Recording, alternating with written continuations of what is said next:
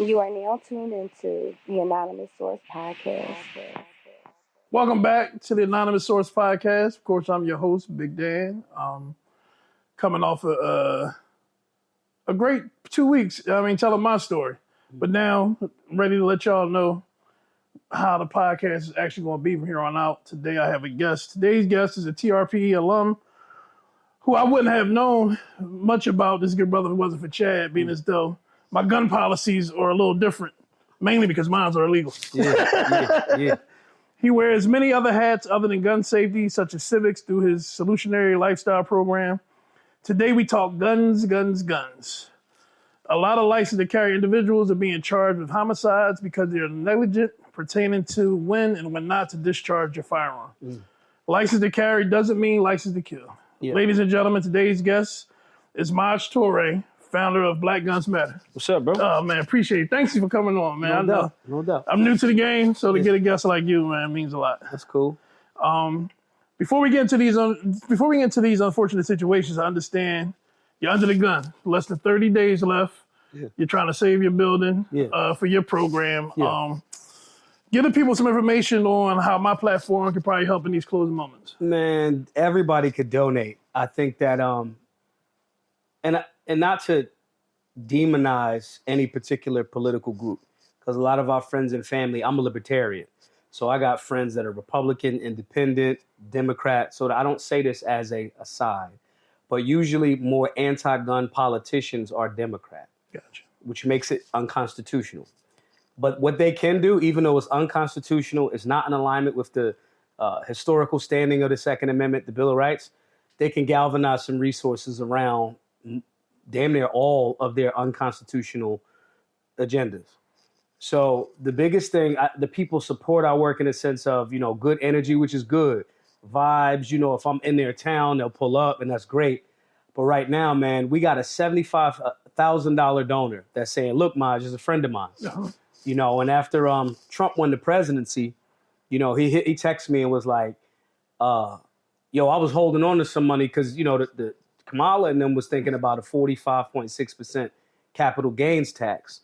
So some of my rich friends was holding on to some money. He was like, look, Trump going to be in there. The market's going to respond differently. I see you still rumbling. What you need? I'm like, we $150,000 left. He's like, you want to do another donor match? Because he'd done a donor match before. And I'm like, yeah, how much you want to do? He's like, I'm in for half.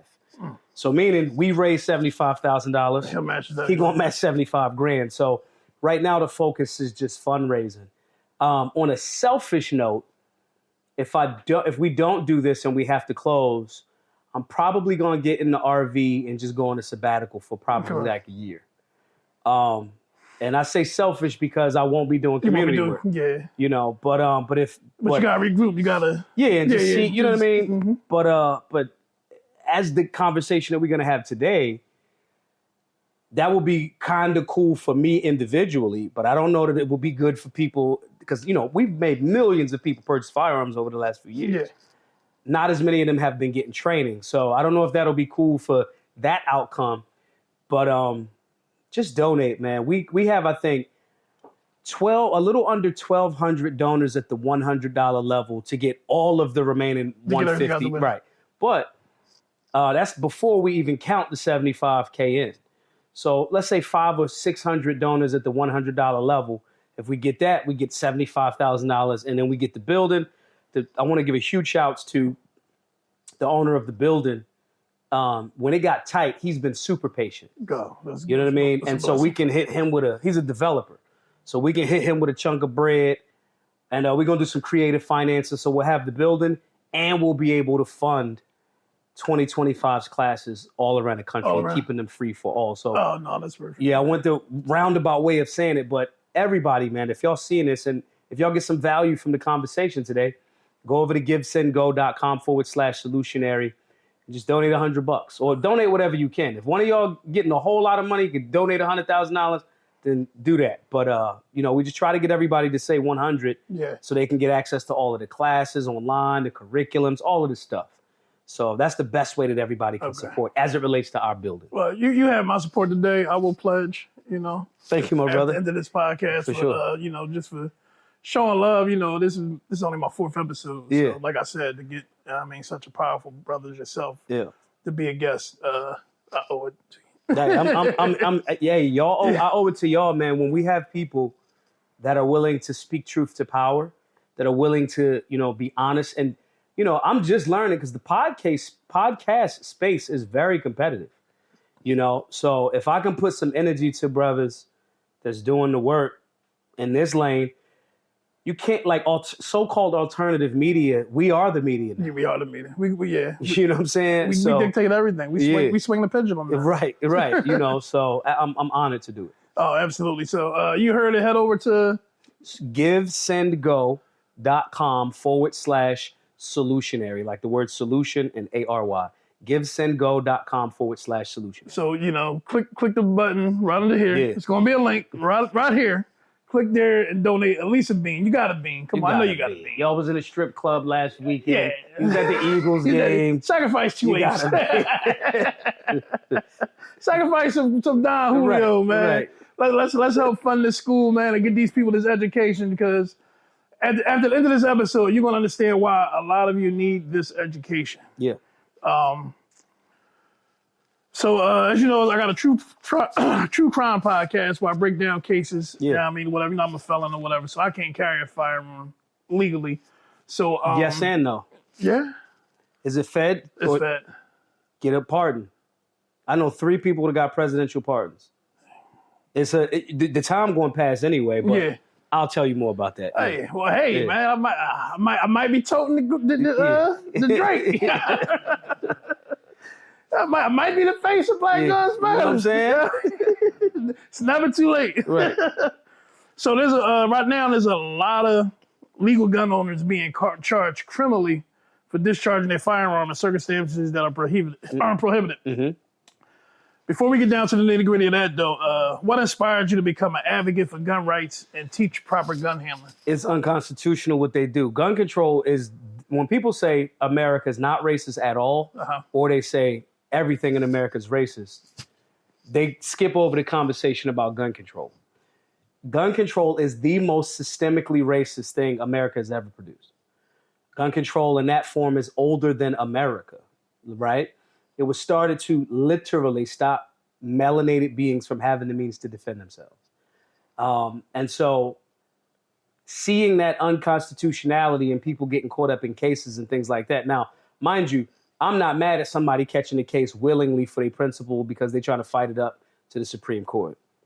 But sometimes that ain't what people's bag is. They're not an activist. They're not an advocate. That's why you have activists and advocates to advocate for them. Yeah. But just seeing people catch a case that they wasn't trying to catch. Because I'm a fan of catch the case, beat the case, sue the state. Yeah. Seeing people do that, and there's a ton of other misinformation that goes along with it.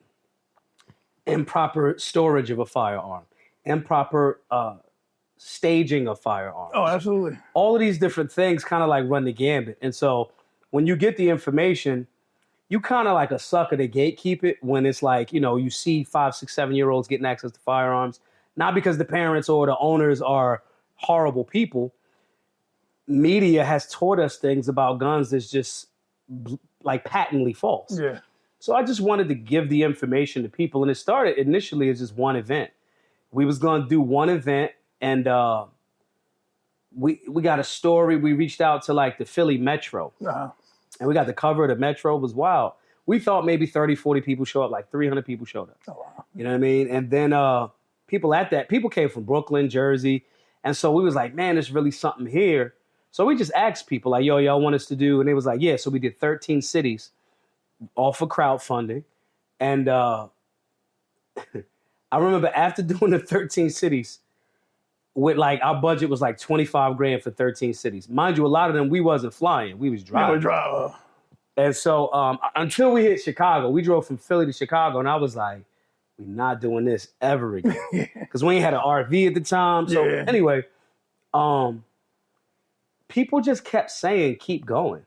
So we would hit them 13 cities, and somebody would be like, yo, that's messed up. You ain't come to our town. Yeah, you get that all the time. And so we would just be like, yo, I just started crowdsourcing questions from social media. Yo, y'all think we should do another run of cities? Yeah, you should do not only every city, you should do every country. Every state in the country.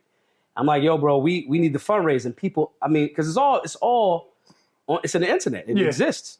They was like, no, make the goal $50,000. Then we would get the 50 and do the whatevers. And then it was like, now you got to go to smaller cities in these states. Matter of fact, now just buy a building. So it went from a $25,000 thing to $1 million thing. Wow. And we are now, again, like a little under $150,000 away from raising and giving away $1 million. Yeah, we got to get that goal. Yeah. We gotta get that you know goal. what I mean? And it's like how you had this idea, and the ideas are resilient. They just continue to grow. And so it turned into that. And so that's kind of what sparked it. And then after you do one thing, then there's more things, and then there's more people, and you see so many. I mean, I remember one time we had a class with a grandmom, a mom, and a daughter. All first timers, never touched a firearm before. And so just putting them on the game the proper way and just seeing them stories all over the place. And then it becomes, it's a career now at this point. I am an educator. Yeah, that's your guy, absolutely. You know what I mean? So, and I would love to say, like, I say career in a sense of not like, this shouldn't be this shouldn't exist. The need for BGM shouldn't exist, but it does. While we're trying to inform the people, we're trying to make the job obsolete. But normalize it so you won't need it. I could just go try to holler at, Amber Rose followed me. I could get my money all the way up and chop it up with her in certain exotic locales. Yeah. Like that's where, or get married, take care of my family, grow my food on my farm. Like I've solved this problem like Thanos, and I just want to be on the farm. Yeah. So I say that in the sense of not to, because I know some people that identify as activists, y'all don't really want to solve the problem. Y'all just want to keep talking about it because it generate attention and money. Oh, absolutely. You know what I mean? And so it's become a career because I would feel much more comfortable stopping if I overturn the National Firearms Act or the Gun Control Act. If I could overturn one of those, I could be like, all right, cool, job's finished. I succeeded. Yeah. But until then, I mean, we are cited in the Supreme Court, the Bruin decision. Mm-hmm. Black Guns Matter. We've made the black community be, for 6 years straight, the largest new gun buying demographic in America. Yeah, I've seen that since the pandemic. Right before the pandemic. Yeah. So no, even before that. Oh, even before that. It started in 2017. 17. Okay. The 2016 when we started, we only did Philly. Gotcha. 2016, Philadelphia had the lowest violent crime it had since 1969. Then we started traveling, and more people became more safe and more licensed and gun owners. Then every year that we was going from Philly, because we was traveling, doing more cities, but kind of neglecting Philly, is before we got the center, the violent crime in Philly went up. Fluctuating. So the work works. It's just about teaching people and then giving them the component of conflict resolution, because that's a heavy component in our class. That's the most. Yeah, that's important. Mm-hmm. What are the most common misconceptions people have about gun ownership? Oh, they think it's race based. Mm-hmm. They think if you black, you're gonna be you a criminal. Automatically, it's for something illegal. We shift in that narrative, but that's been one of the biggest pervasive ones. If you white, they think you racist, and people think the word radical. Redneck. They think the word redneck is a bad thing. Yeah. But it's white folks that'll call themselves redneck because they like backwoods country, you know what I mean, live off the land type vibe. They think that they're negative connotation rednecks that hate all other groups of people except white people. Those, I've shifted it. When I started going to the range, it wasn't, and this is going to sound arrogant. I'm not trying to sound arrogant. I've manifested and made the gun community look different.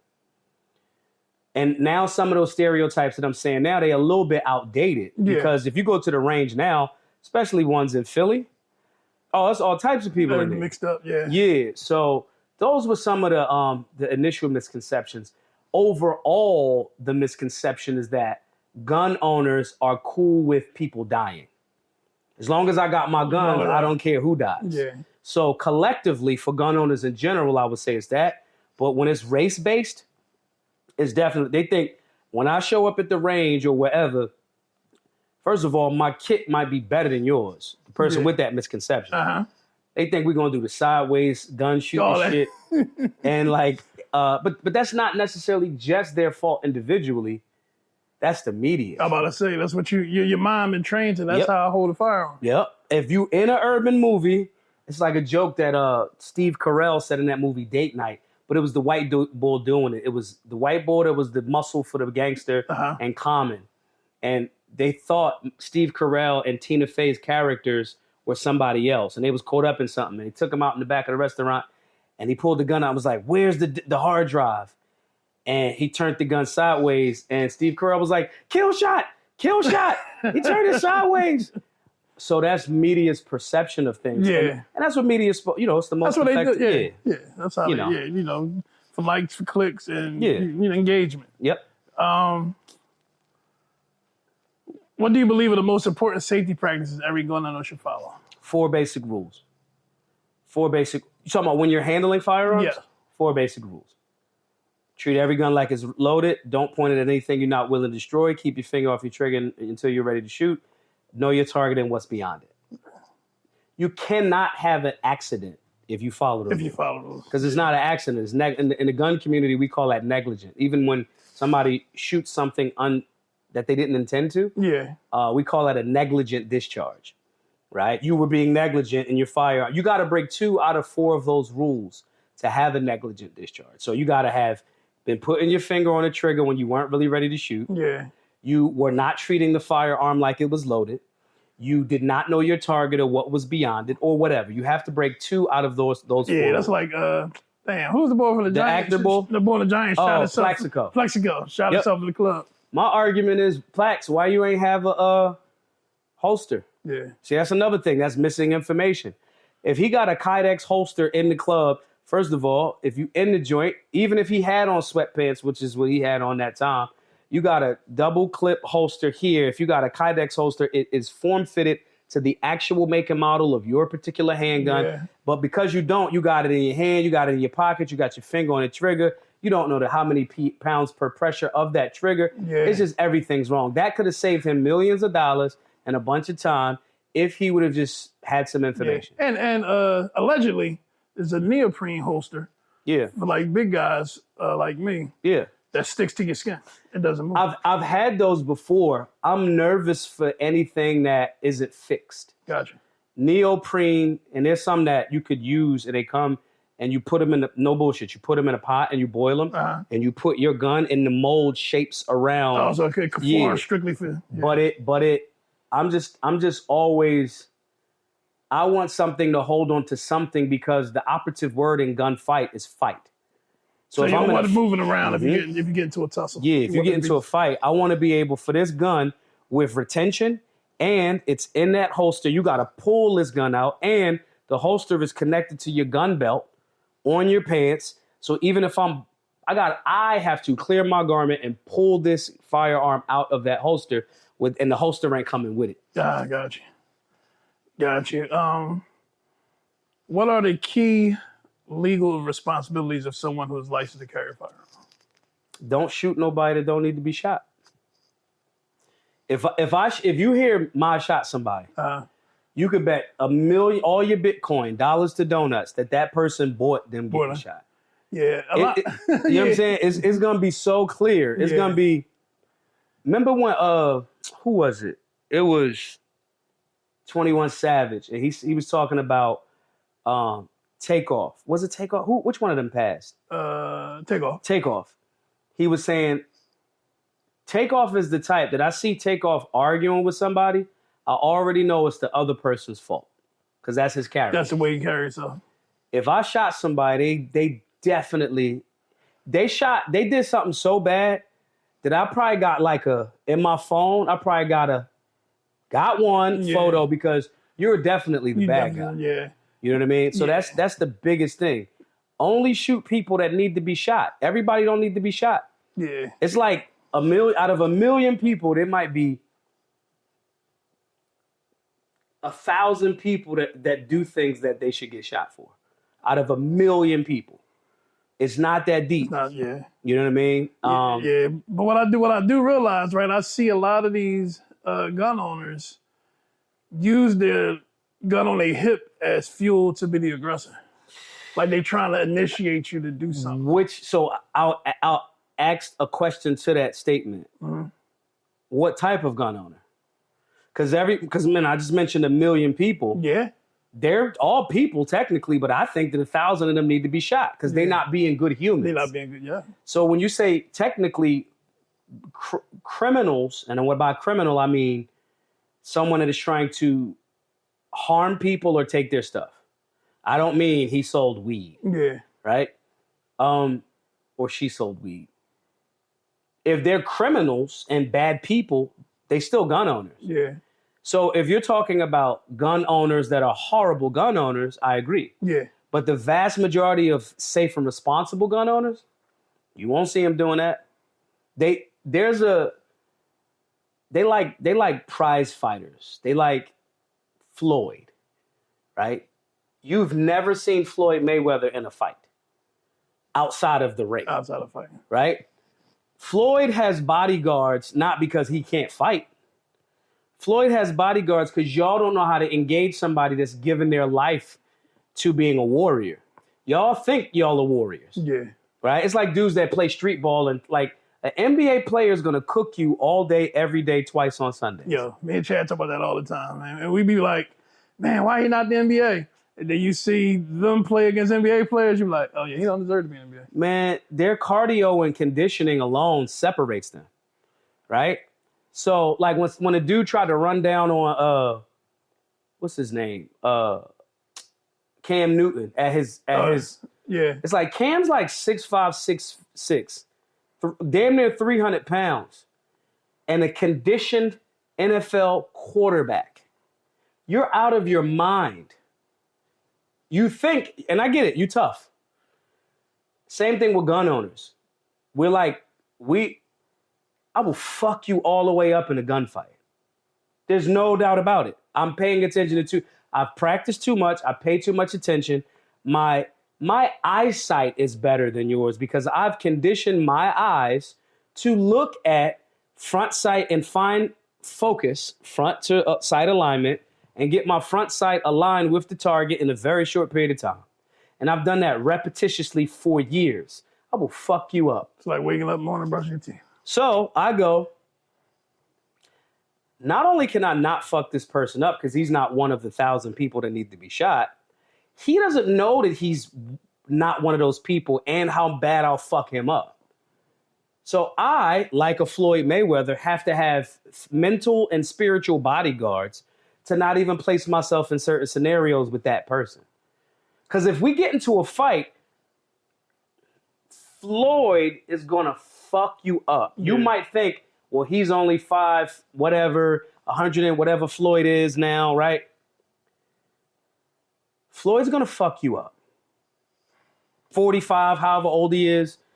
The person that trains with a firearm is akin to the person that goes, that's cool, man. I'll fuck you all the way up. And you don't, like, in your head. So they just go, it's cool. Yeah. So the safe and responsible firearms owner usually fits that model, right? The bad guys, that's like, what's up? Yeah, so basically it's all the people that haven't been caught for crime, so they're allowed to carry a firearm. I don't even think if you've been caught for a crime, you should not have access to firearms. Me neither. I think that if you, it's not constitutional. Like, okay, I did the thing. I paid my debt to that person's estate, and I've paid my criminal penance. If the Constitution and the Bill of Rights are human rights, just codified, that you're given by your creator, nowhere in the Constitution does it say, because I've paid my debt to society, I don't have the human right to defend myself now. Yeah, I see there's a couple of cases in the Supreme Court now that's using the same case logic to fight it. I'm watching it. I'm watching it. Yeah, I'm watching it. Don't get me twisted. Like, if you rape somebody and you go to jail, which is heinous. Yeah. When you get out, if they folks or that person's still around, you better have a gun. Yeah, you don't know retaliation. They might not be happy that you only got, whatever. Yeah. And I know it's television, but if you look at all the Wild Westerns back in the day, Person get locked up, his gun hanging up there. As soon as you get out, Here you go, your gun. here you go, your gun back. And if you do something stupid, we got this nice little 3 by whatever for you. Yeah. And so that's how I think it should be. But I just think that Yeah, I agree. I totally agree. the misconception that gun owner means bad person is the pervasive theme, not because the people really believe it, because they don't believe it. Even people that identify as anti-gun, they're not anti-gun. They just want a monopoly of violence in the hands of the state. Yeah. Because they want the person with the gun, help, I'm being raped. Somebody come with a gun. So you're not anti-gun. Yeah. You just have been misinformed to think that guns turn good people into bad That's people. be bad. Yeah. Yeah. Yeah, I mean, because you, like you said, you get 2-3 situations every year out of 100 million. Then it's like, oh no, you can't have nobody have a gun. And ironically, the situations where there's murder and mayhem, even the bad people doing that, a lot of them are stopped with people with guns. So like the carnage would continue if it wasn't somebody around like, yo, we got to shoot this dude. He's one of the 1,000 people that we got to shoot. Got to take, yeah. You know what I mean? Got to take him out. So back in October, it was an incident at a Wawa. 2 ladies was arguing inside and spilled outside. One of the females shot another female. Other female just happened to be pregnant, so her and the unborn child died. The lady was charged with homicide. I think first degree for the girl, and I think even third degree for the unborn child. It's alleged that, well, she got shot in the back and she was retreating.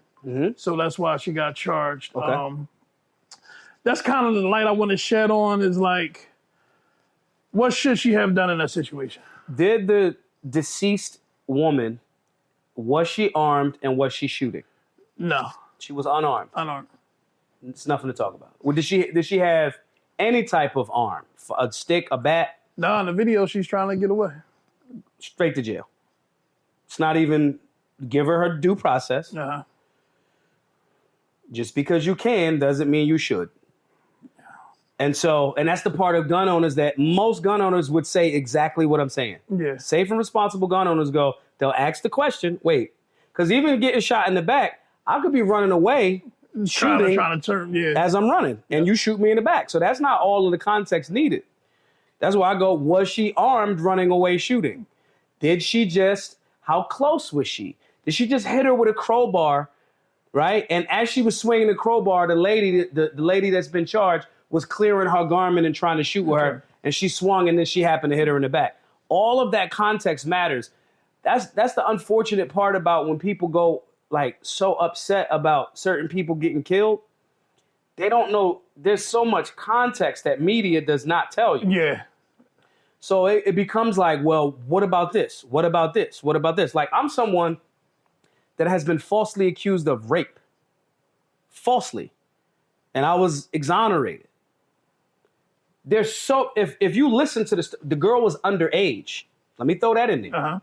Now, the listeners might go, what the fuck was you doing around a 16-year-old? Cool. Until you know, I met her in a 21 and over nightclub. I never slept with her. Her dad agreed to come to court for me. Yeah. Because she tried the same thing with her own uncle. She lied. Yeah. All of that context missing makes me go, he's guilty. Same thing. It's like I'm hearing people talking about, like Leonardo DiCaprio's dating like a 21-year-old. And everybody's like, oh, that's a shame. I'm like, no, it's not. He's deciding to make this decision and it's lawful. Is it consensual? Is she of age? Is it this, that, and the third? My point in saying all of this is, where did he meet her at? What was the context? What's her intelligence level like? All of these things matter, but people, similar to like with guns, people take the negative part of it, ignore all of the other context and nuance, and just push that one there. And they go, see, they with death. So even when I get presented with a scenario, I got to ask different questions first. I go, what's the other information? We just saw Daniel Penny just be found not guilty. Found not guilty. I agree with it. Yeah. But I looked at all of the camera footage from the cops, the eyewitness testimony of the Black, Asian, women, men that was like, that dude was wilding. I have a picture of the black dude that was helping Daniel Penny subdue Jordan Neely. Yeah. Who was not charged with accessory to murder. I know that New York is a very anti-gun, anti-personal defense city. So what the sum total of evidence makes me evaluate that differently. Look at it different, yeah. That's not me calling Daniel Penny a hero. That's me going, yeah. It's justifiable. It's what happened. Yeah. Right? So when that lady shoots the pregnant lady that I'm going to assume she didn't know was pregnant. Yeah. And you got the gun. When you have the firearm, you have to be the adult in the room all the time. Everybody does not deserve to be shot. When I get the opportunity to step up and shoot the clear-cut bad guy, Yeah. I'm gonna fuck you up. They're gonna throw a parade for me. That's my life's hero shit. And that doesn't just translate into I want to shoot somebody. Yeah. That translates into I carry a tourniquet.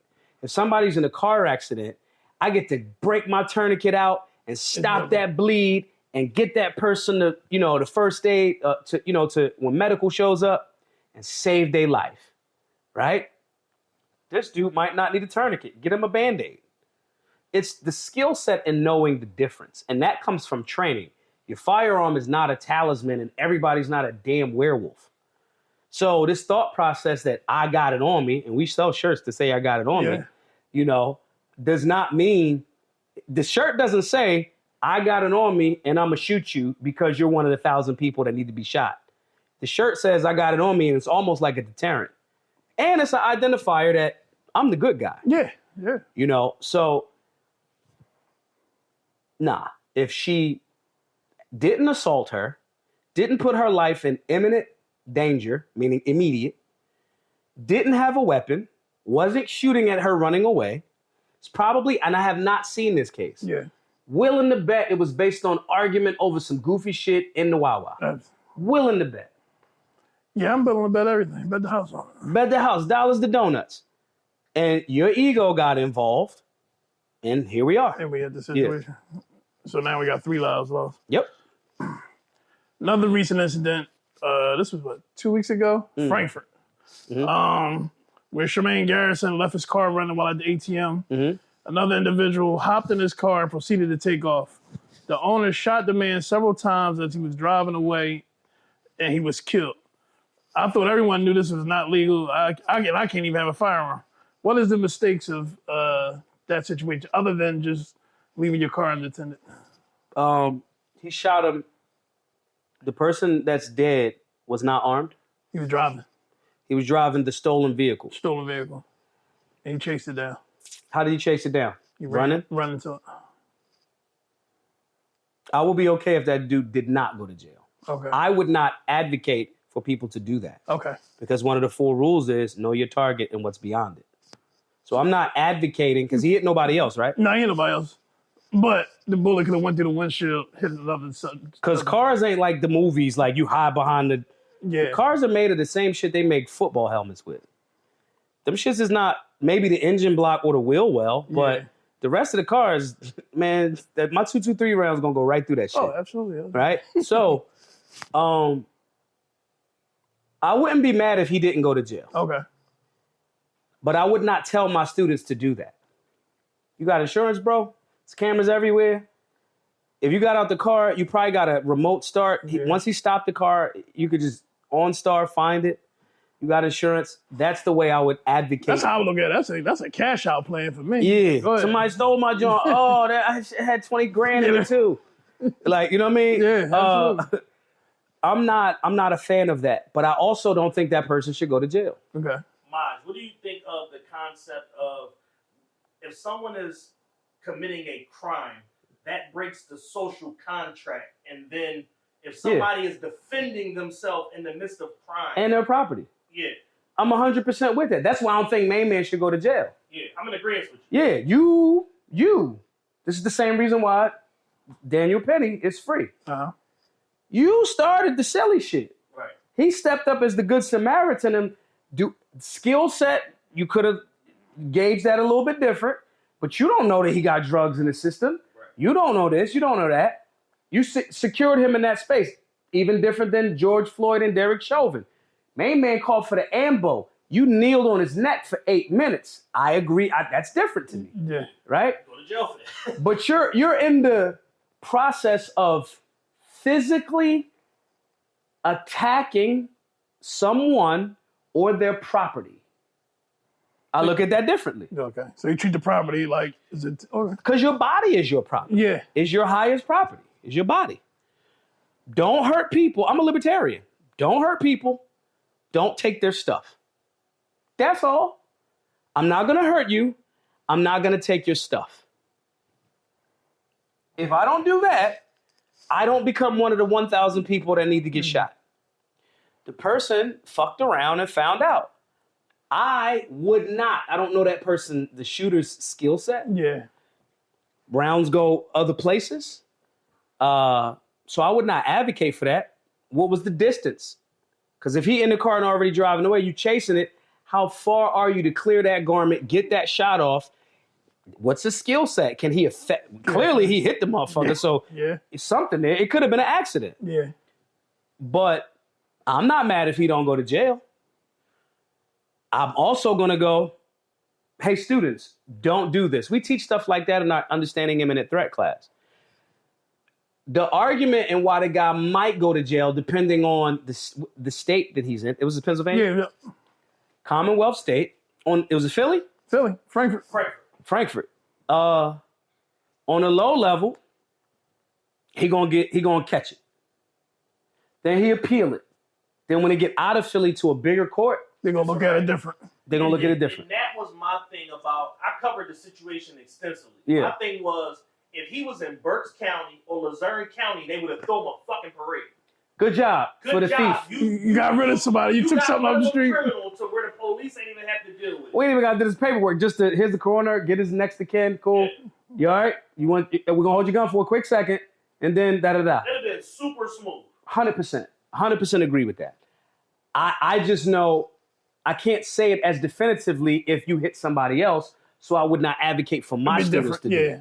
Because I don't know. Some of my friends are the best shooters literally in the world. Right. Daniel Horner is my buddy. He is the best competitive shooter across all disciplines, handgun, shotgun, AR. Yeah, I've seen some of his reels. He's the best in the world. Okay, you want to steal his vehicle? All right. We want legal. Now, the crazy thing is, Daniel would probably go, man, that sucks, man. All right, well, let's get law enforcement involved, and probably wouldn't shoot. Probably wouldn't, yeah. Floyd ain't fighting nobody. Right.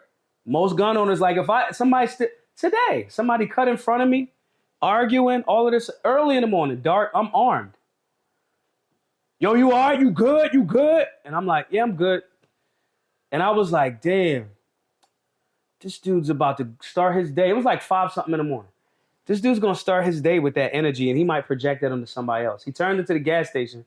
I waited a while. I turned in, stayed a distance away, waited for him to come out. I said, hey, bro, that's my fault, man. My GPS was stuttering, and I didn't see you when it was changing.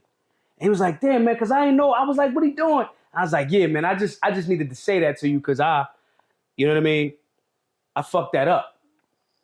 A gun owner has to be the adult in the room at all times. And that includes going, I did kind of swerve in front of that dude.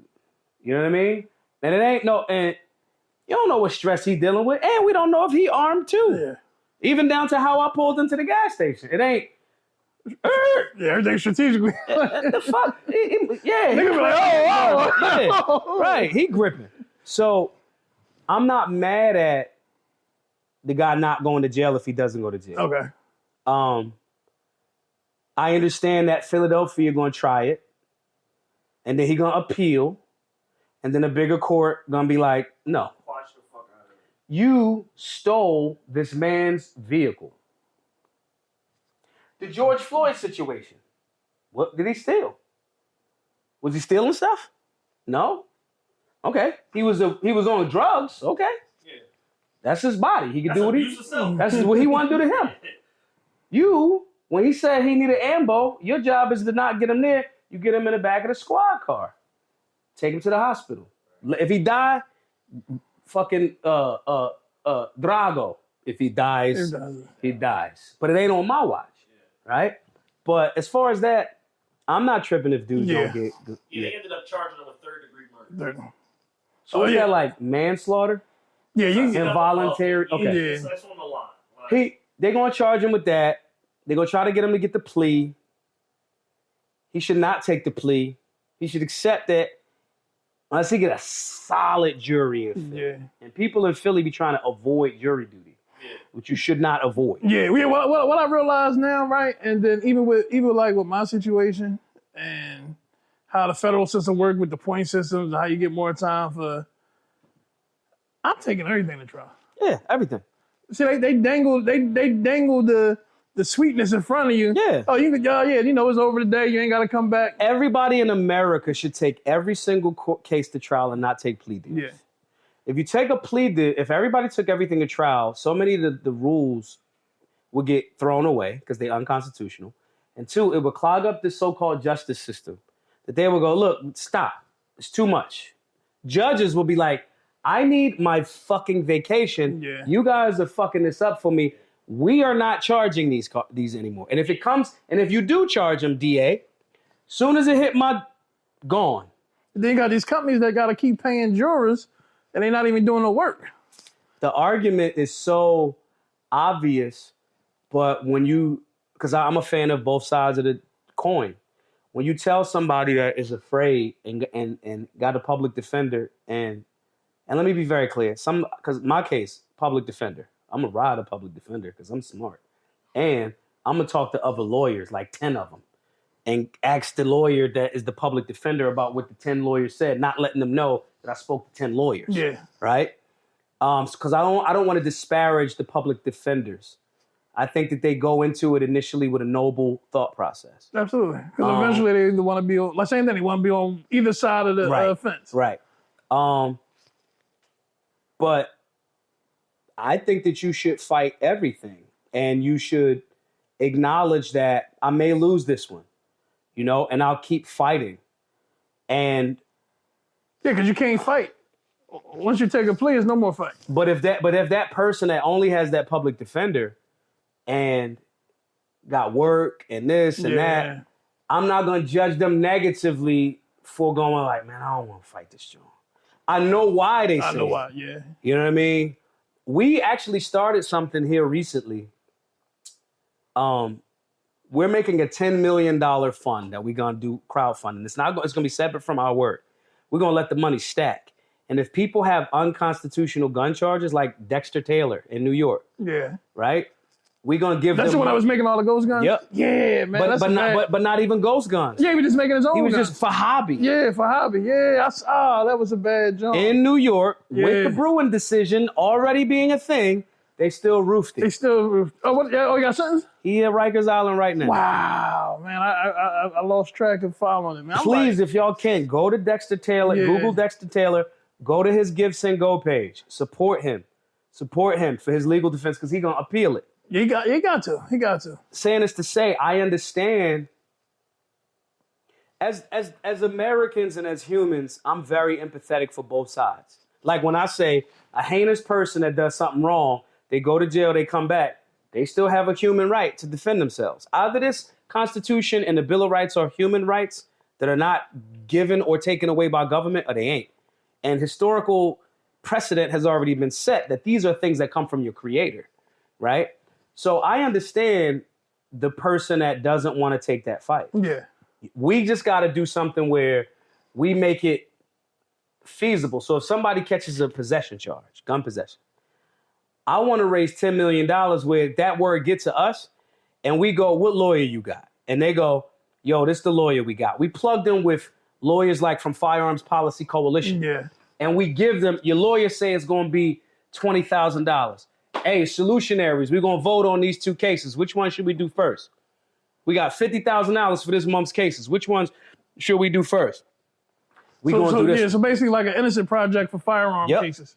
Yep. Yeah. You know what I mean? That's dope. And that's something that we're gonna start and we're gonna work on. I made it like 8 months ago when I've been all over the place. And I also didn't want people to feel like, oh, Maj, you just trying to get motherfuckers to give you $10 million. And it's like, nah, I want y'all to see what we did with this money that we've already done. I want to finish this, but I want to start the process of funding this one now. And so I'll give y'all the link. The page is up. I just haven't. Oh yeah, no, dope. That's definitely. I hear people all the time comparing Pennsylvania law to other state laws, such as Florida. People were outraged at Zimmerman's acquittal, but if I'm not mistaken, that's why I'm as professional. Why Zimmerman beat his case? The state overcharged him. Yeah. They tried hitting him with a murder one, and it was too many. I have my moral take and I have my legal take. Those should always be two separate. Yeah, that's where people get mixed up at, because I understood why Zimmerman got off, but I understood it probably was fucked up too. Zimmerman should have done what dispatch told him to do. Gotcha. Which was, we don't need you to get out of the car and follow him. When you got out of the car and followed him, that young man, Trayvon Martin, feels threatened. Right? The problem is when you go to try to fight somebody, even if you feel threatened, you open the Pandora's box for them to retaliate. Right. Similar to that dude that you stole his vehicle. He shot you. You feel threatened and you are within your rights to defend yourself. But the argument could be made that if you wouldn't have got out of the car and you listened to the dispatch, you would have never been in that situation. The problem with that is, y'all charged them with murder one. Murder one, you got to prove intent to kill. If I tweet to somebody or text them, yo, when I see you, it's up, I'm going to shoot you. And then when I see him, it's up and I shoot him. Premeditated. Murder one. Here's the proof. Don't even waste your time. Right? However, that's not what y'all overcharged him. Y'all should have went involuntary manslaughter. He would have been booked.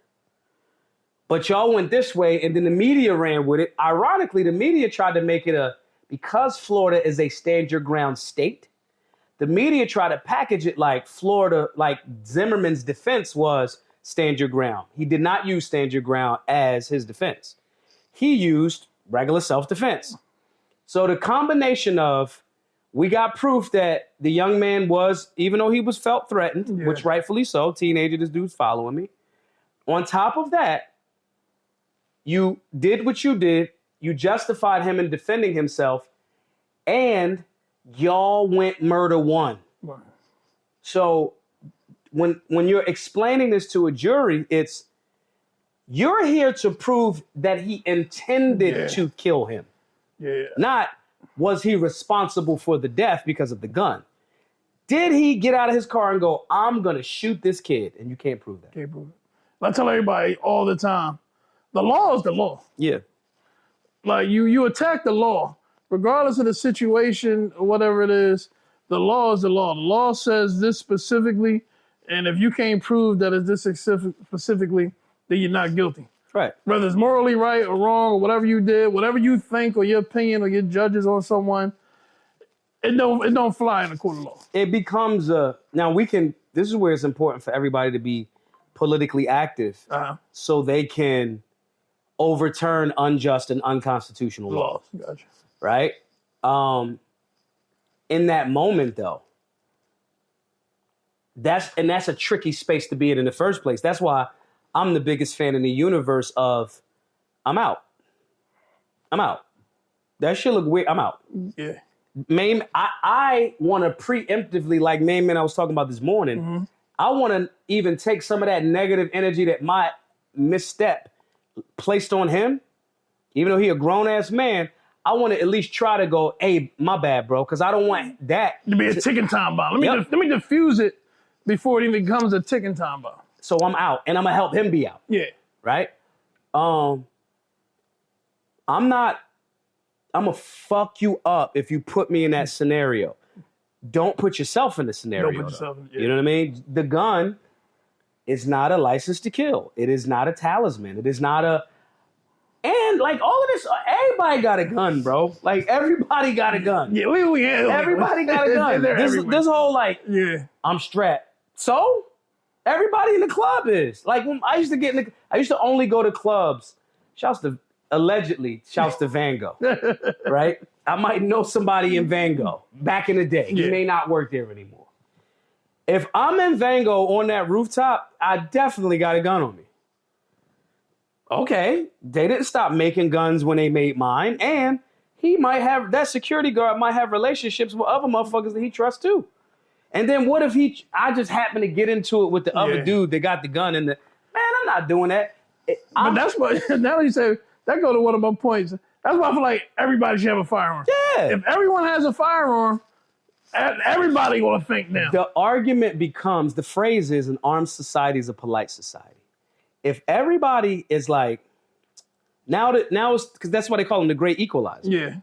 Now that the playing field is very equal, now are you about that action? Are you flash dancing or are you about that action? And you gotta go, even if I'm really about that action, you could lose. You could lose. And it's more of a chance of you losing so if everybody has a gun, then that means probably more people are training.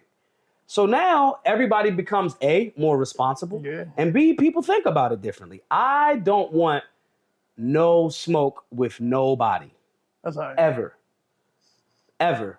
It is almost like a weird reverse Uno card that happens like I box, I lift weights, I run. I'm getting beat up twice a week now in Brazilian Jiu-Jitsu. I can bench press 315. Less than 10% of the world can do that. So you're in a different space. Yeah. The more lethal you make yourself, the more you become like, yeah, I just don't want it. It's almost unfair because it turns you into a leader. And a strong leader and a protector wants to take care of things. Want to take care of everybody. You know what I mean? So like me, like fighting somebody that's a fair fight in a legit situation, or even if it's a real bad guy, I go, this is what we train for. All right. He won it because he harming others. He attacking life. Let's get busy. But the motherfucker that's postulating and that's doing all of the whatever, and I don't want to fight you. I'm gonna fuck you up. I'm gonna choke the shit out you. I'm gonna choke the shit out you. And I just seen Daniel Penny go through years of fucking court for choking the shit out of somebody that might have been one of the people that deserved to kind of get choked out. Yeah. Kind of. Maybe not to death, but shit happens. So if I recognize that, and if I have the skill set to choke the fuck out of you, you got to be more restrictive with your chokeouts. Yeah. And so, I don't. Most people, it's not a chokeout session. It's that brother is dealing with life shit that I don't have nothing to do with. You know what I mean? I don't have nothing to do with what he got going on. I actually want to aid and add to some of that brother's peace. Yeah. That's where it started getting spiritual, where I'm just like, I like being a warrior in the garden. I like being able to, hey, all of you stupid people that are doing stupid shit, I just want to help you. And there's bad guys around. We don't know who they are yet. But, hey, I don't want to hurt anything. You know what I'm saying? Like, I want a beautiful life. I want my garden on my farm to grow food. I want to meditate. I want to smell like Nag Champa all of the fucking time. I want to go outside and be a guiding light to people. I want to inspire people. Violence, I'm good at violence, but like I would rather be better at like being an inspiration to people. And I believe that people, especially fighters, and protectors, they just generally start going that way. And if they don't, you a fucking evil person. You know what I mean? If you get all of this information and power, and you like a politician that wants to control everybody. Yeah. Like you kind of like a Sith Lord. And I'm just like, we on the Jedi shit over here. You know what I mean? So that's kind of how I view it. That's good. Assault rifles. Yeah. The choppers. The Dracos. Yeah. That's like the biggest topic in America right now as far as these mass shootings. these kids on these streets, Philly, Chicago, and all that.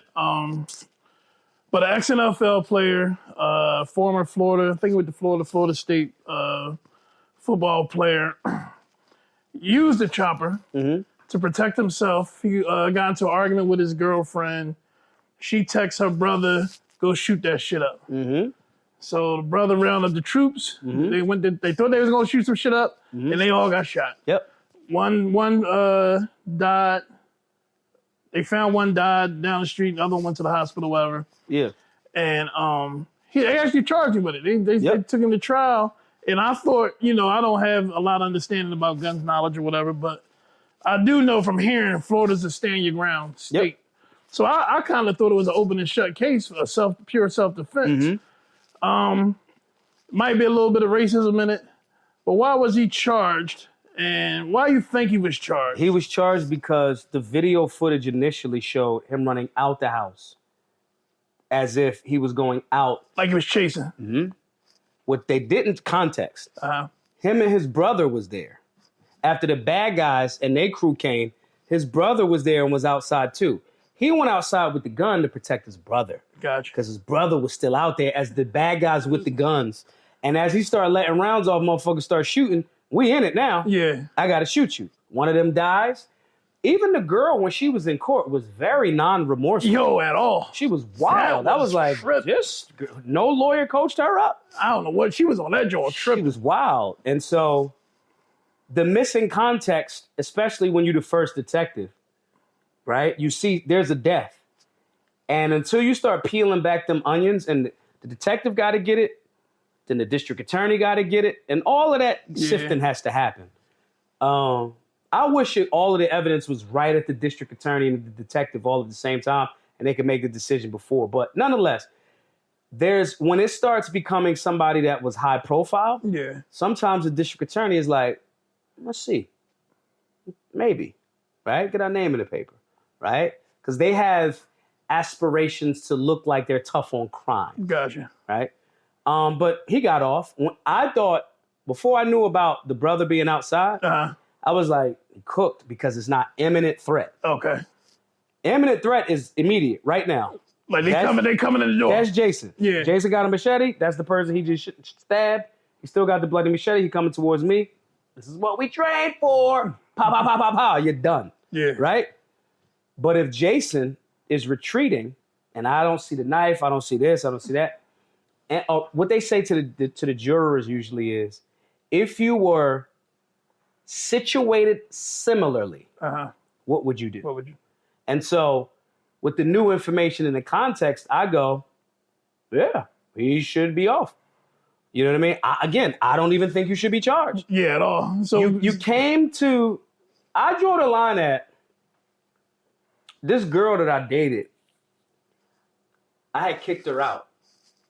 And I was rude to her because she was rude to me. So I kicked her out and I threw her things out and all of that. And she called, like, I guess was supposedly her brother.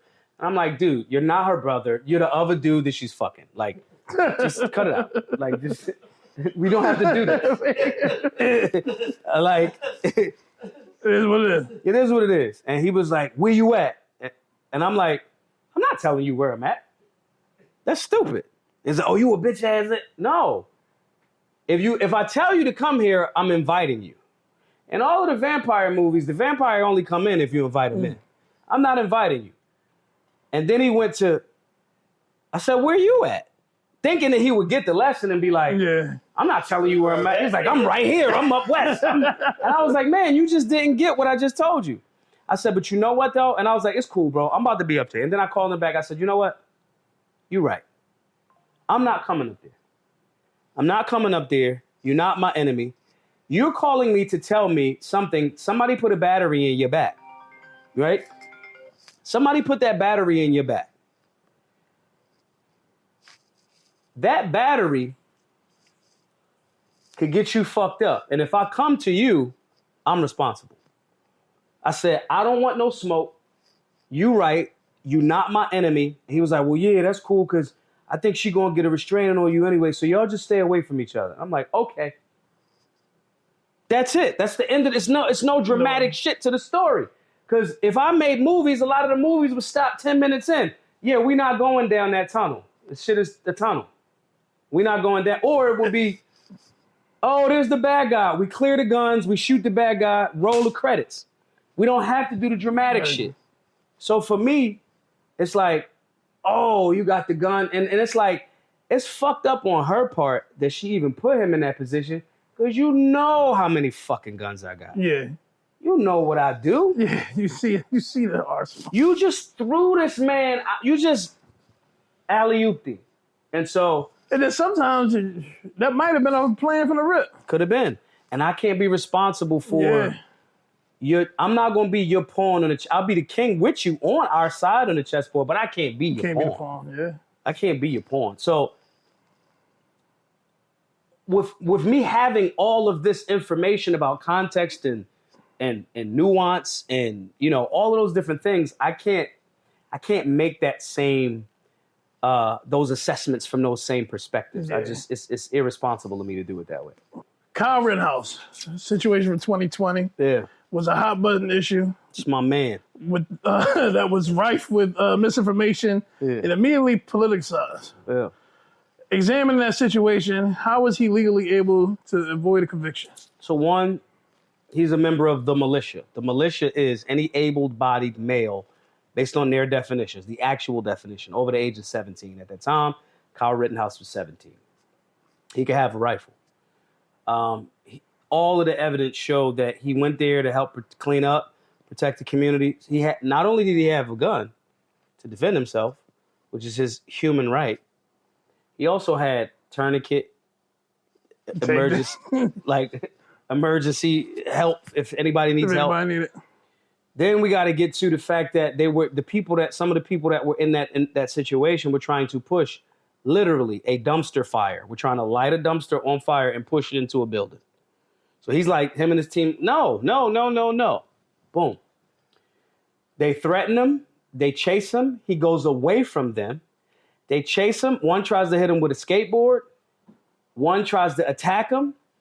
The one white dude is going, shoot me, nigga. Shoot me. The one white bull. Yeah. They're chasing him. He shoots every single person that needs to be shot. After they're shooting him, mind you, one of the people he shot a chunk of this dude's arm off, pulls out a Glock when he's on the ground and is about to try to shoot him too. He has the wherewithal to shoot everybody that needed to be shot. And the next person that showed up right after the dude he shot in the arm was coming up to him, and Kyle put the rifle on him, and the dude did this, and Kyle didn't shoot him. Then he runs to the police and surrenders with his hand up. I think it was 3 people that he shot. Yeah, 3. Yeah. I think 2 of them were convicted pedophiles. All I could think, as you get more and more of the story and context, I'm like, this kid's legend just keeps growing. So context is king. Basically. Context is king. And then the media narrative was, mind you, all of the people he shot was white. Yeah, that's my thing. How does a white kid get all this negative media? How did it go from he shot two white people and an Asian motherfucker, two out of 3 pedophiles to he was out there shooting all these black people? How did that? Media, most effective devil in America. And I just was watching it like, there's no way people are gonna there's no way they're gonna fall for this. The nigga killer. Right. And I was just like, yo, y'all are really falling for this. I fell for it. I'm like, yo, what the fuck? It wasn't even a BLM rally. It was an Antifa riot. And I'm like, yo. I got baited with the click. At first. And Chad was like, yo, man. These is all white bulls. And he a white bull. Where is the racism? Yeah. Then when I heard people going, he went out there to shoot black people protesting. And I'm like, nah. If you're going to start trouble, you don't take tourniquets. You don't take IFAKs, individual first aid kits. You don't take EFAKs, emergency first aid kits. You don't take them. We're going to shoot these people. We're going to run the mission. We're going to shoot these people. We're not trying to stop they bleed. We're trying to make them bleed. And I'm definitely not turning myself into the police. Yeah, I'm not running. All on camera. hands up. They had everything on from the time he robbed to him the timeline. Which is why I low key was like, is this a psyop? Are y'all fucking with us? Like all of this, because I'm, I get that part of my brain happening. Like, how y'all get everything on camera? Everything was. It was like we was like real time. Boom. They puzzle. They piece it together from like 40 different angles and got the story right. But the media said, nah, this little white kid was on part of the trench coat mafia and came to kill niggas. Yep. Because it was BLM time. Yep. Everything was over politicized. They're about to try that with the Daniel Penny situation. Oh, they already see it. Yeah, I see it. And I'm like, I got some content coming out where I'm like, nah, with the footage of the cam footage of the people that were there when it happened from the police officers, footage. So we can push back against that narrative. And that's the powerful part about us being in media now. We get to go, that's not what happened, bro. Right. Look, or that kind of happened, but you're missing these 7 critical pieces.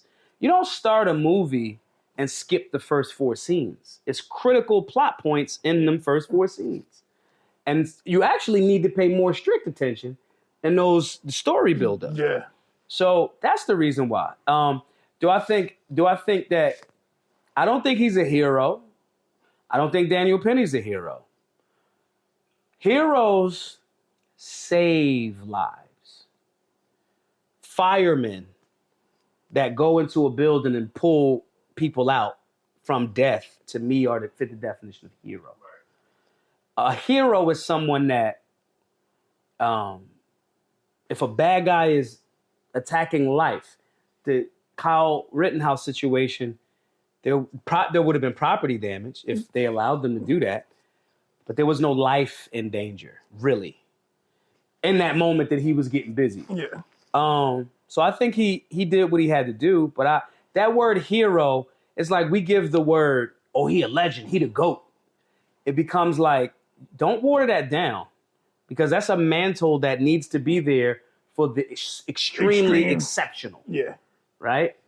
So I don't call him a hero. I don't think he's made some of the best decisions since then.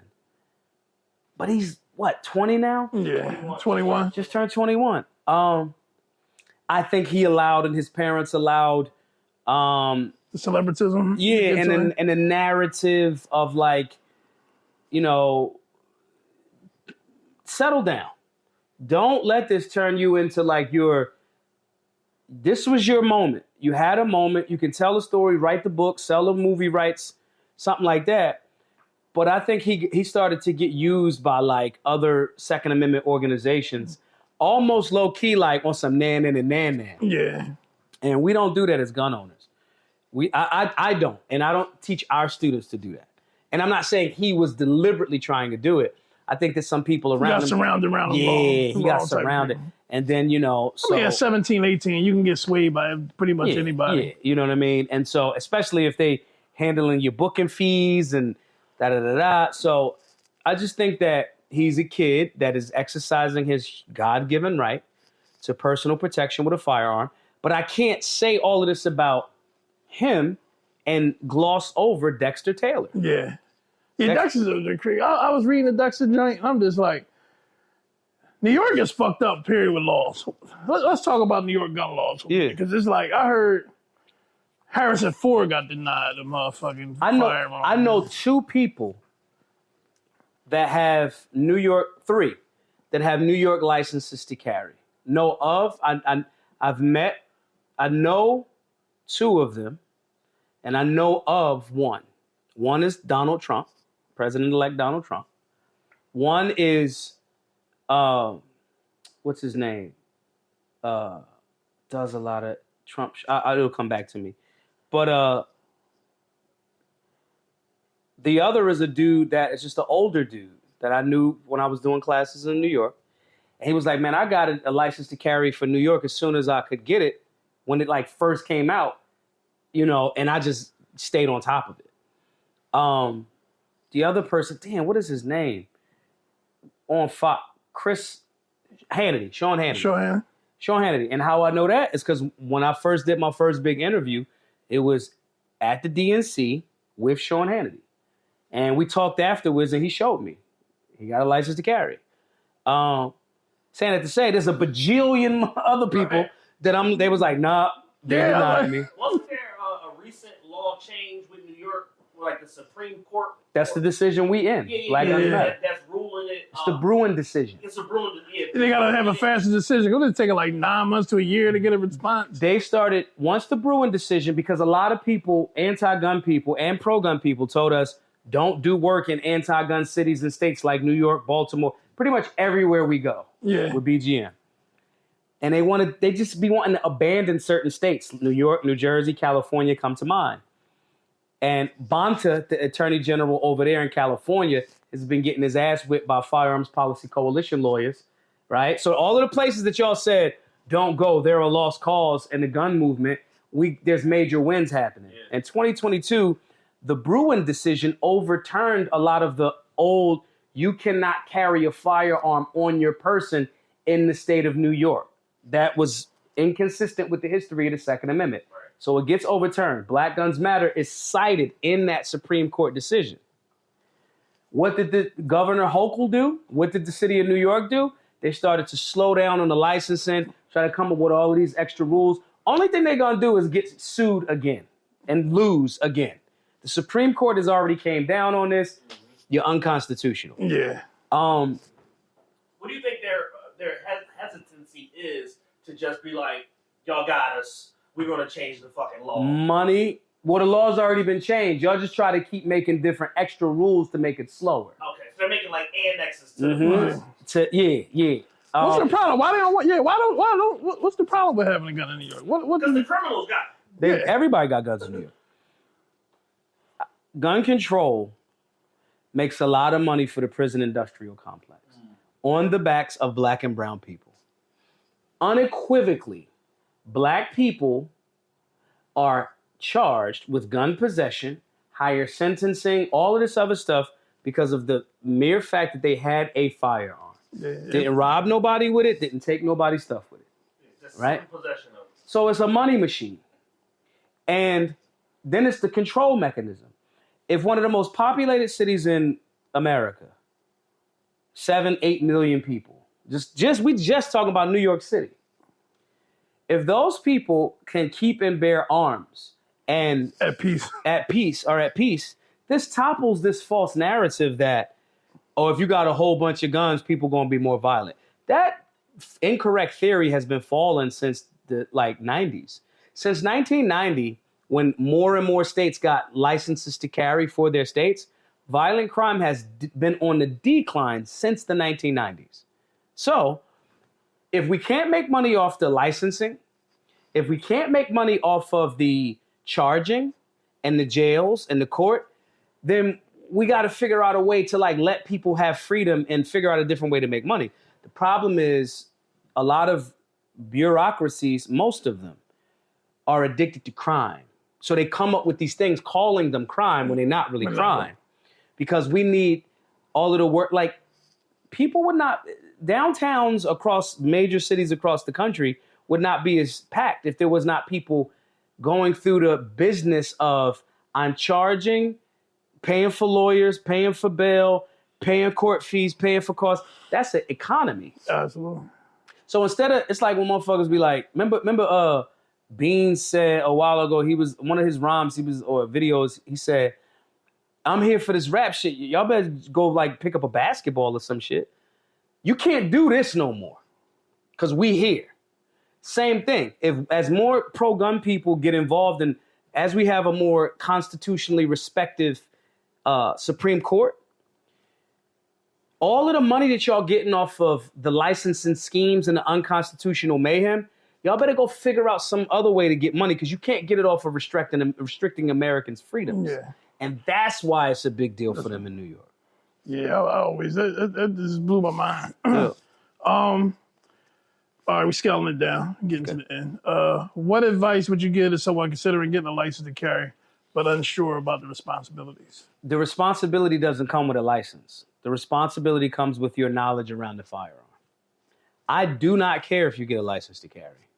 You know how many people got driver's license and can't drive? Absolutely.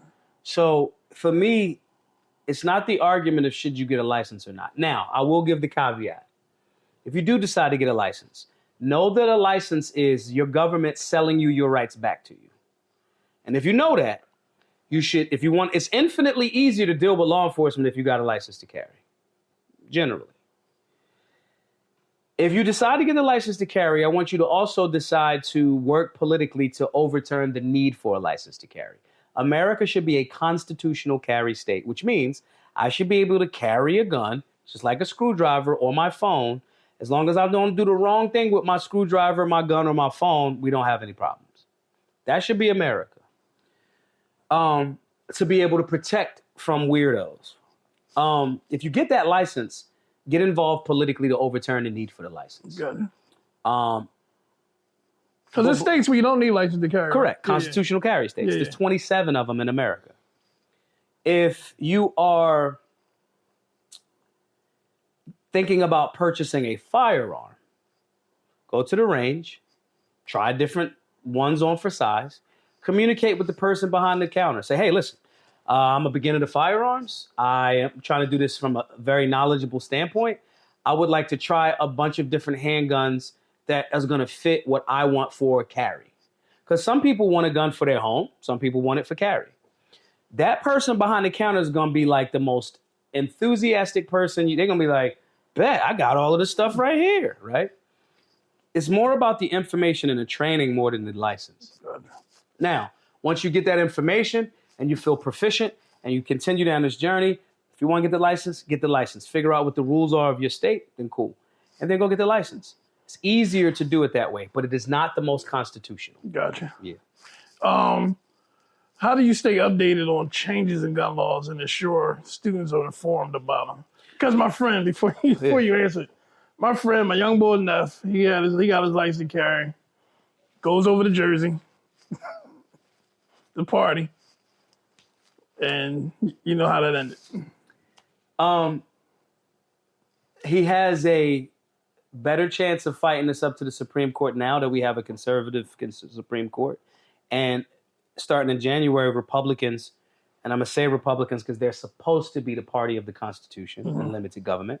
Republicans will have the House, the Senate, I think the supermajority, House, the Senate, and the executive branch, the presidency. He should bring a case against New Jersey, number one. Okay. And say, I have a constitutional right to keep and bear arms, as the Supreme Court and the Bruin decision affirms. I think everybody should fight that. Everybody should fight it. That play. And I don't mean like a class action suit. I mean a million motherfucking cases. Stack them up. Stack them up. But I would, even if you're going to break that rule, like I don't follow any of them rules. The Constitution is my rule. Yeah. Somebody was telling me like you can have a clip in the glove compartment and a gun in the armrest. Depending on the state. Okay. So in a lot of states, you like say Jersey, for example, the firearm has to be secured and separate. It cannot be in your person. And if he was he pulled over in a vehicle? Yeah, it's a vehicle. Yeah. Did he tell him, I got a gun in the car? He told him.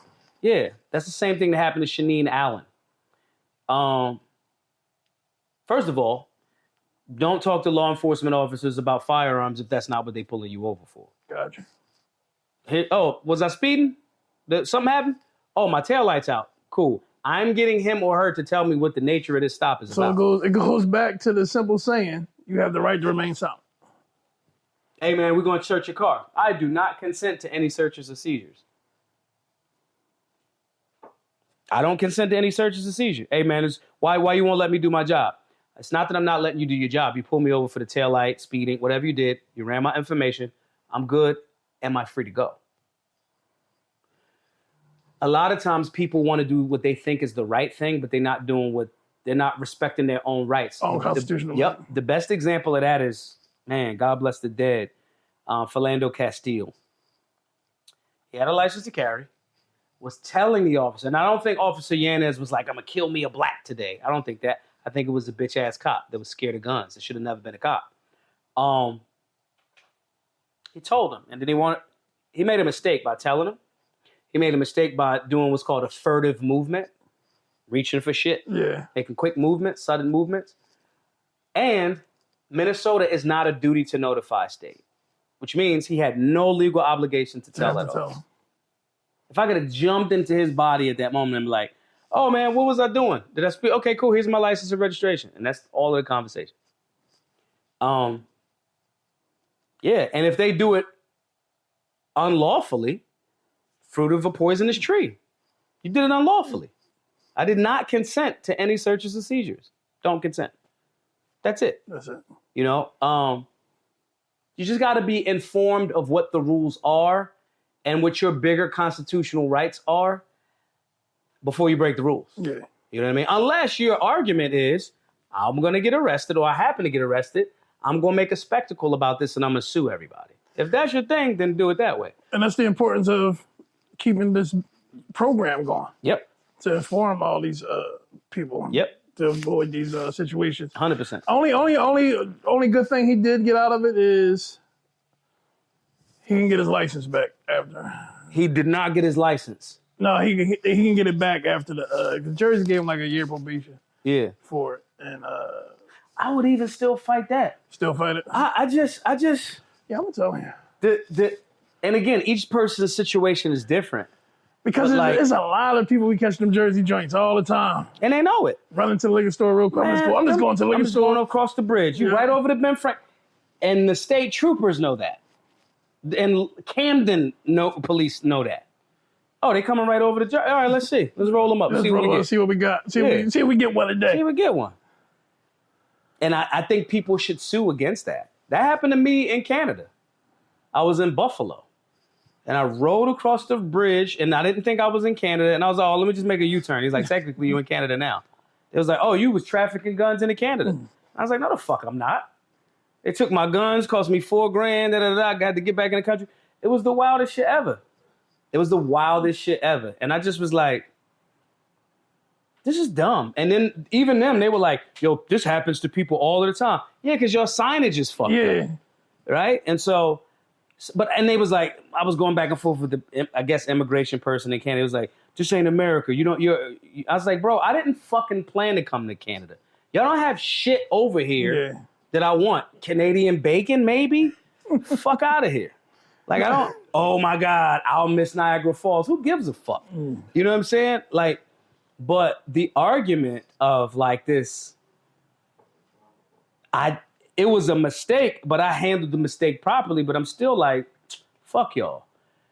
These scenarios in America, because technically that's international, right? Even though it's up the street from Buffalo. Yeah. But the Americans need to know what their rights are, and they need to affirm them. And sometimes you got to fight. Like, it's obvious to us now that, like, wanting to go eat at a restaurant of your choice should not be based on your skin color. That's like, duh, now. Yeah. But Dr. King and them had to, like, fight for that. Now, it could have had different economic negative impacts to black restaurants, different whole conversation. However, it's a duh moment now. Like, yo, you should be able to go and eat at whatever restaurant, not because you white or black, right? But that had to be fought for. The Constitution is clear. Second Amendment, the right of the people, second half of it, the right of the people to keep and bear arms shall not be infringed. All of this other shit is infringements. But the bully going to try you unless you fight back.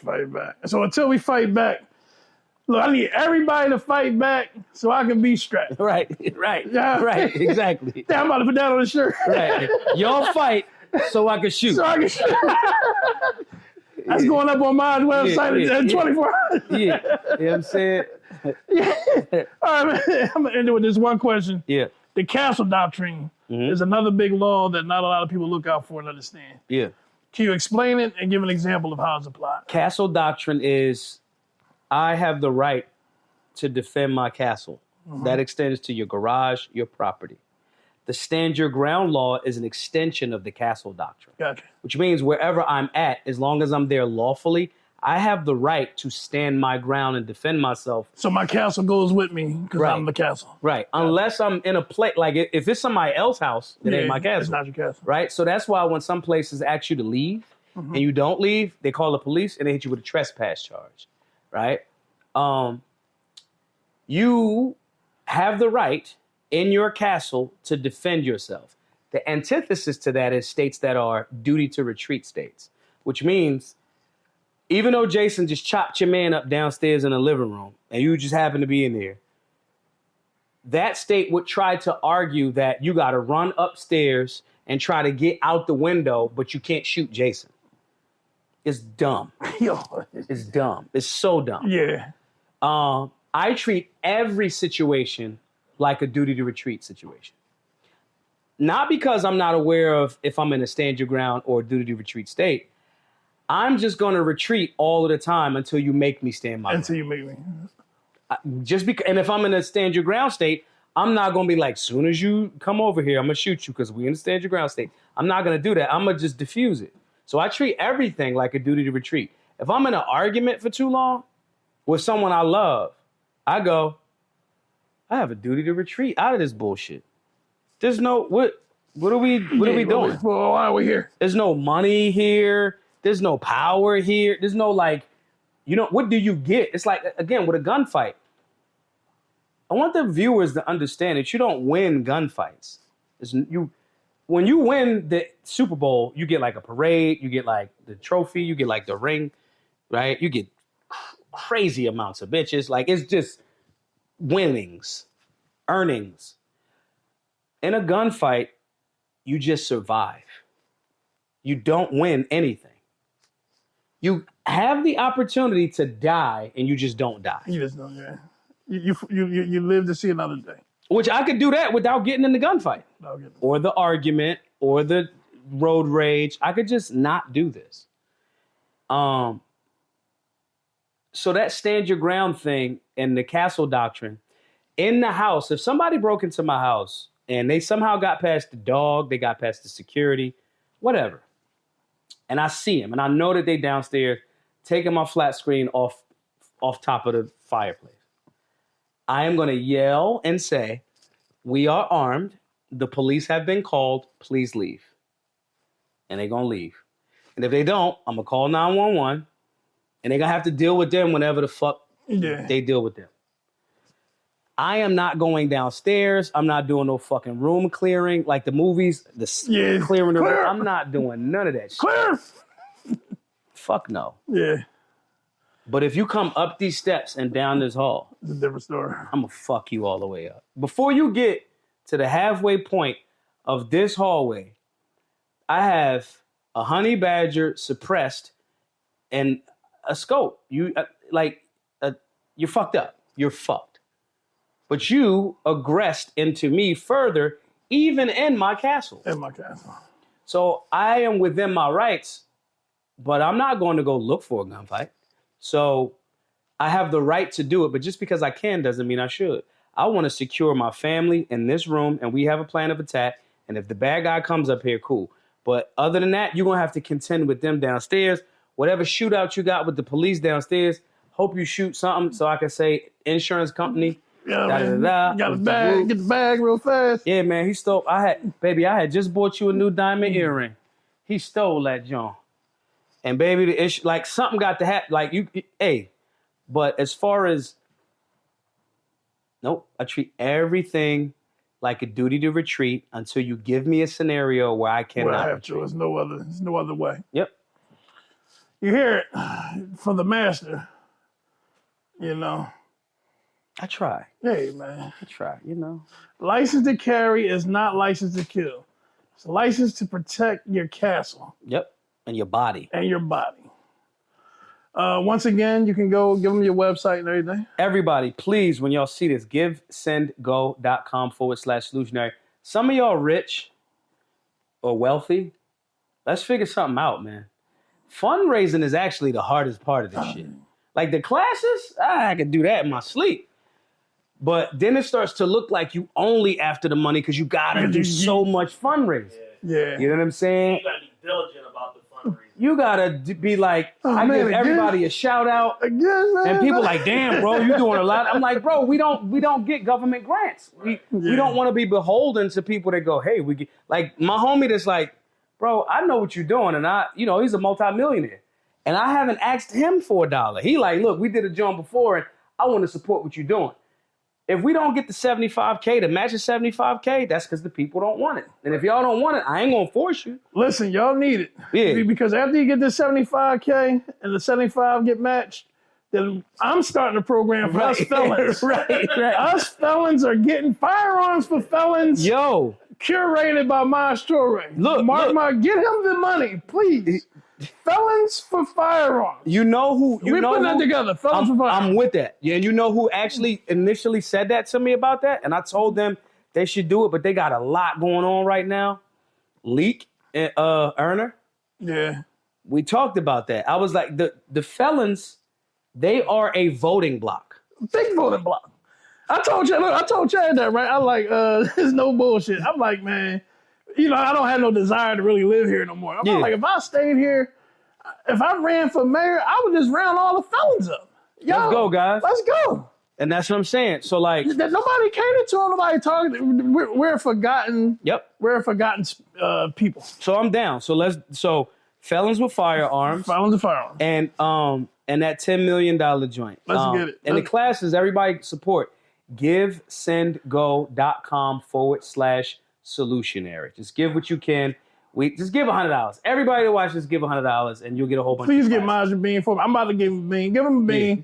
I know a lot of y'all likes to carry. You know what I mean? Because what Hov say? You see the bodyguards, the police is watching. I only use his weight to keep my Glock in. So I know y'all. Y'all my friends. I love y'all. All right. Support Maj.